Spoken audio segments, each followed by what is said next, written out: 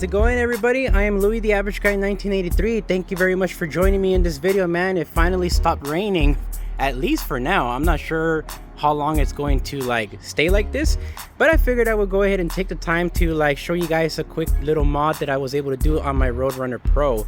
As you guys probably know, I am not a fan of twist throttles whatsoever. I tolerate the one on my Segway GT1 because it works pretty well, but I didn't really like the cable design of the domino one for the twist throttle on the Roadrunner Pro, and I was really looking for a thumb throttle that I can use, and I didn't know how to go for it. I know that I do a lot of mods on my channel with all of my scooters, and none of my scooters are bone stock. Just take a look at my RS. There is nothing stock about my InMotion RS. So you guys can see that it would be the same thing for my Roadrunner Pro. So with that said, check out this thumb throttle. So this one is the same one that's on the Cruiser V2, as well as the Roadster, and even the Roadrunner V3 and the V2.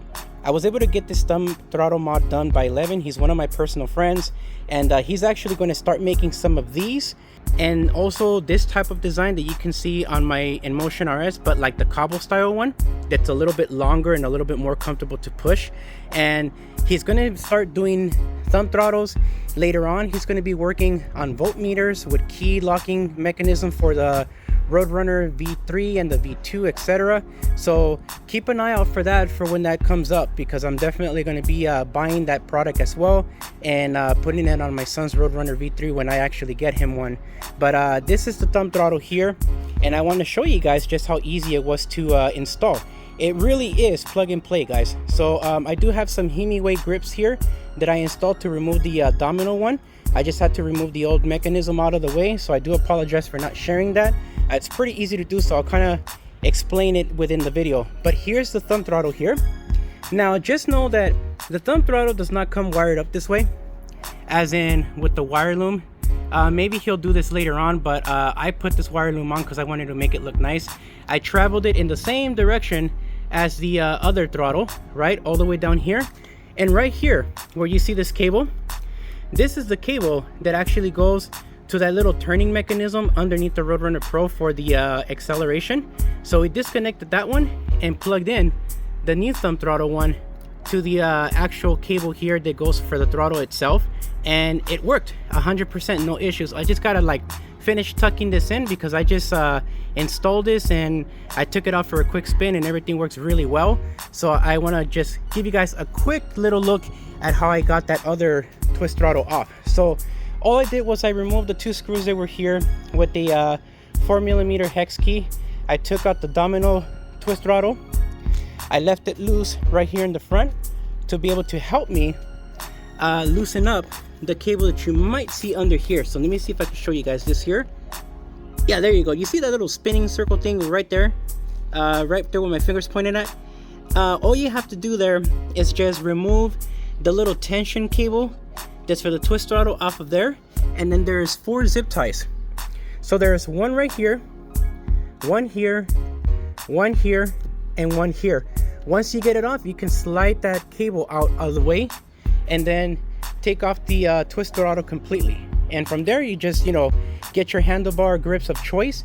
In my case, I chose to go with the Hemiway branded ones because they had this nice resting point for the palm, and they're not moving at all because they're locked in with this part here. But yeah, I just wanted to show you guys just how easy it is to install, and let me show you guys real quick how it works. So right now I'm in gear 1, right? And all I got to do here is just gently push the thumb throttle down, and you can see the scooter moving. See that? Super easy.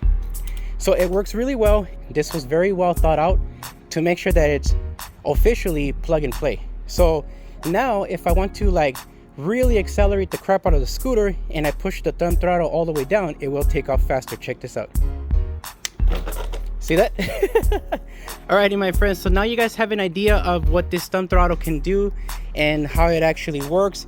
It works just as good, if not better, than the twist throttle, so that's for sure. And I do like it because now I'm going to be able to keep my hands fully gripped on to the handlebar so I don't have any kind of accident, and also not have to worry about twisting this area and just a whole mess. So I like that I have this thumb throttle option now, so I have better controls with my hand, with the thumb, as well as my fingers for the brake. So this is really cool.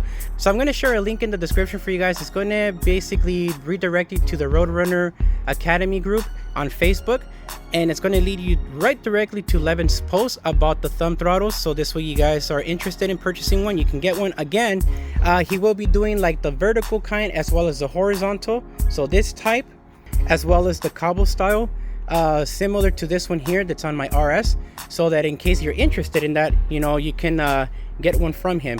Later on, he will be making some voltmeters for the Roadrunner V3 and the V2, as well as the key locking mechanism to have extra security, because on the Roadrunner Pro you can indeed like power it down, right, just like that, and then once you power it on, a password now is required. So this is some form of locking mechanism for the Roadrunner Pro.